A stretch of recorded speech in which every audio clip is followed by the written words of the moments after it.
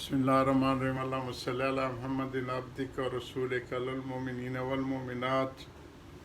والمسلمین والمسلمات۔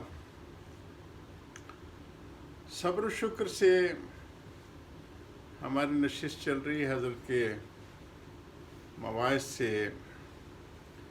یا رب صلی وسلم دائما ابدا علی حبیبک خیر خلق کلہم والحبیب الذی ترجى شفاعته لكل حول من الاحوال مقتحم۔ اللهم صل على محمد صلاة تنجينا بها من جميع الاحوال والآفات وتقضي لنا بها جميع الحاجات وتطهرنا بها من جميع السيئات وترفعنا بها عندك اعلى درجات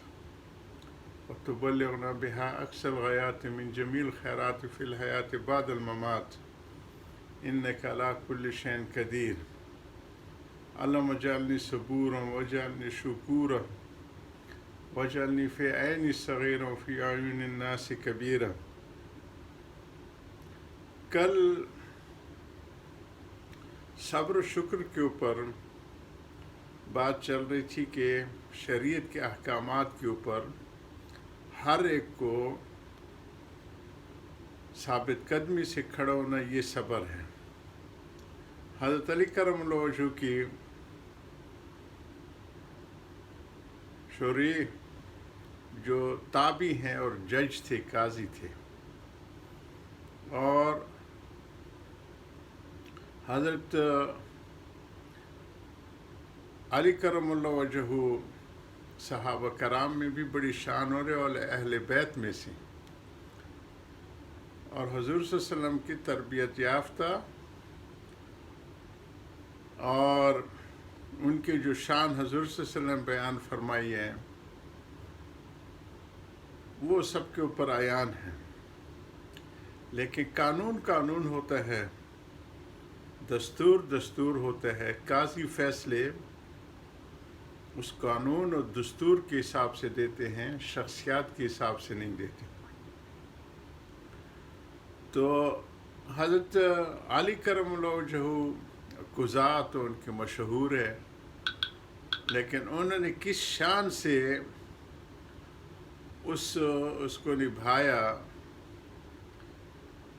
کہ یہودی نے ان کی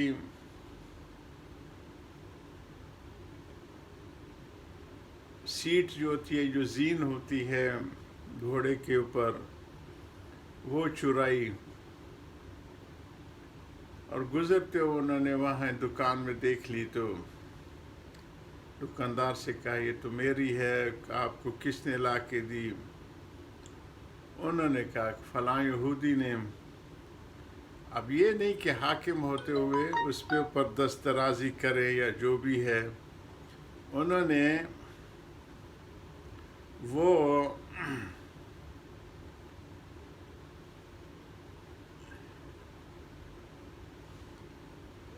وہ قاضی کے سامنے وہ کی۔ اور قضا ہمارے اتنی شاندار ہوتی تھی کہ حاکم اور طاقتور اس کے سامنے کوئی حیثیت نہیں رکھتا تھا، مظلوم کی دادرستی کی جاتی تھی۔ تو حضرت علی کرم مجھے چونکہ دعویٰ کیا تھا، تو جو دعویٰ کرنے والے ہوتے ہیں شہادت اور ثبوت اس کے ذمہ ہوتا ہے۔ تو صحابی بھی اہل بیت میں سے اور چاروں خلفائے راشدین میں سے ایک، وہ گواہی اپنے بیٹے کی اور ایک غلام کی پیش کرتے ہیں۔ اب ہمارے جو اسلام کا دستور ہے جو ان حضرات نے جاری فرمایا ہوا تھا، باقاعدہ آئین سازی اور قانون سازی کا عمل حضور صلی اللہ علیہ وسلم کے خطبہ آخرت الوداع تو ہمارا دستور ہے اسلامی، اسی کی چوکھٹ میں پھر انہوں نے قانون سازی کی۔ حضرت علی کرم اللہ، حضرت عمر بن خطاب نے ان چیزوں کو بڑا واضح کیا کہ جج کے کیا ہوں گے اور سرکاری افسروں کے کیا ہوں گے، ان کے اثاثوں کو جانچ پڑتال اور ملازمت سے پہلے ان کی خیر خبر گیری، اکاؤنٹیبلٹی جس کو کہتے ہیں، یہ ساری حضرت عمر بن خطاب اور ان حضرات کے ہاں، اور یہ قاضی کا مقام اور قضاء سے ان کی لگن اور اس کا احترام اس واقعے سے ظاہر ہوتا ہے کہ حاکم بھی ہیں، اہل بیت میں سے بھی ہیں، صحابہ میں بھی 4 شان والے خلفائے راشدین میں سے ہیں، اور جج جو ہے وہ تابعی ہیں، اس کے سامنے کھڑے ہوتے ہیں اور گواہی کے لیے لاتے ہیں حسن کو، کیونکہ گھر کا بیٹا تھا، اس کو پتہ ہے کہ ہمارے استعمال میں تھی۔ قاضی نے انکار کر دی کہ بیٹی کی گواہی باپ کے حق میں درست نہیں ہے، اور گواہ تھا نہیں، شاہدین ہوتے ہیں،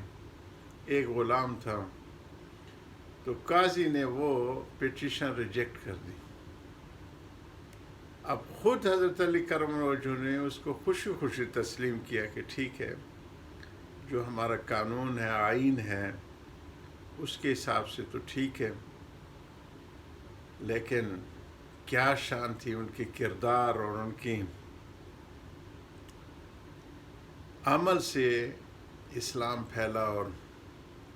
یہ جو بعض لوگ کہتے ہیں تلوار سے نہیں، اخلاق سے اور اونچے کردار سے پھیلا ہے۔ تلوار والا معاملہ تو بالکل آخری اس میں ہے کہ کوئی کینسر بہت بڑھ جائے اور اس کا عام دوا سے، گولی سے علاج نہ ہو سکے تو پھر اس کو کاٹنا پڑتا ہے، تو اس قسم تو ہے، لیکن پھیلا جو ہے اسلام وہ اونچے اخلاق اور حسن کردار کی وجہ سے۔ تو حضرت علی کرم اللہ وجہہ کو اور قانون کا یہ نفاذ کا طریقہ دیکھ کے یہودی کا خود دل پسیج گیا کہ اسلام اپنوں کی رعایت بھی نہیں رکھتا اور حاکموں کی بھی نہیں رکھتا، مسلمان ہو گیا اور قدموں پہ پڑ گیا۔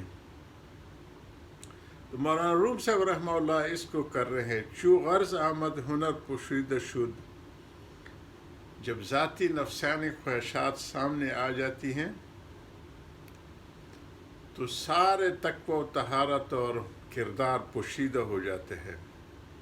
صد حجاب از دل بسوئے دید شد، سینکڑوں پردے آ جاتے ہیں اور سینکڑوں تعویلیں کرنے شروع ہو جاتے ہیں کہ ایسے ہے اور ایسے ہے اور ایسے ہے۔ چون دہت قاضی بدل رشوت قرار،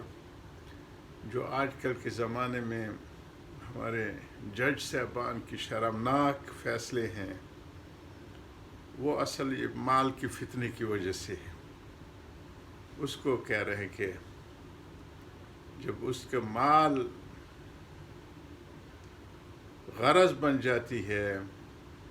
کہ شناست ظالم از مظلوم راز، جو ظالم پیسے کھلا دے پہنچا دے وہ بری ہے۔ چھوٹے چھوٹے کیسوں میں تو بوڑھے ہو جاتے جیلوں میں پڑے ہوئے ہیں، کسی کی بکری کی چوری کا، کسی کی چھوٹی چھوٹی، اور جو اربوں خربوں کے چور ہیں وہ رشوتیں دے کر ہر سہولت حاصل کر لیتے ہیں۔ تو یہ شرمناک ایک معاملہ ہے جو سامنے آ رہے ہیں۔ اسلام کا عدل و انصاف تو ضرب المثل تھا، جب غرض درمیان میں آ گئی تو پھر ہنر پوشیدہ ہو جاتا ہے، جو جسٹس ہے وہ پھر پوشیدہ ہو جاتی ہے، انصاف۔ کل بنگلہ دیش کی عدالت نے ایک اس قسم کے ریپ و زنا بالجبر کرنے والوں کو سزائے موت دی، اور 7 ریمارکس میں لکھا کہ یہ پاکستان نہیں ہے کہ قاضی جو ہے بڑے بڑے ظالموں کو چھوڑ دیتے ہیں۔ شرم کی بات ہے، اللہ میں ہماری اصلاح فرمائے، ہمارے حاکموں کے بھی اور سارے اداروں کی، وآخر دعوانا الحمدللہ رب العالمین۔